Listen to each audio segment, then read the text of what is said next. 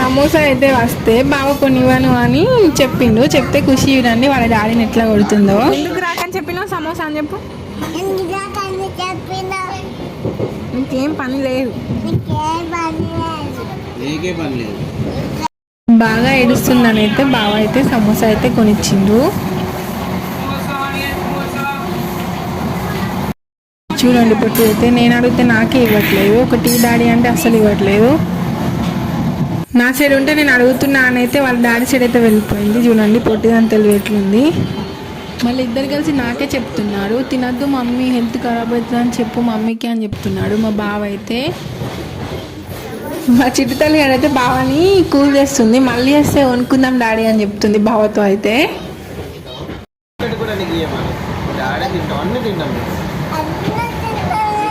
మా ఛానల్కి సబ్స్క్రైబ్ చేయండి.